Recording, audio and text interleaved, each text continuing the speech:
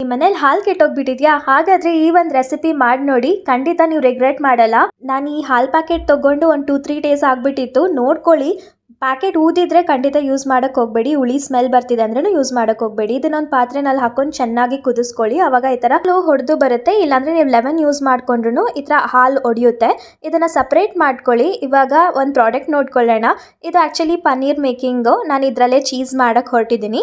So ಇದನ್ನು ನಾನು ಮೀಶೋಯಿಂದ purchase ಮಾಡಿದ್ದೀನಿ. ನಿಮಗೆ ಲಿಂಕ್ ಬೇಕಂದರೆ ಕಾಮೆಂಟ್ ಸೆಕ್ಷನಲ್ಲಿ ಪನ್ನೀರ್ ಇಲ್ಲಾಂದರೆ ಚೀಸ್ ಅಂತ ಕಾಮೆಂಟ್ ಮಾಡಿ. ನಿಮ್ಮ DM-ಗೆ ನಾನು ಲಿಂಕ್ ಸೆಂಡ್ ಮಾಡ್ತೀನಿ. ಖಂಡಿತ ನೀವು ಪರ್ಚೇಸ್ ಮಾಡ್ಕೊಳ್ಬೋದು. ತುಂಬ ಯೂಸ್ಫುಲ್ ಇದೆ.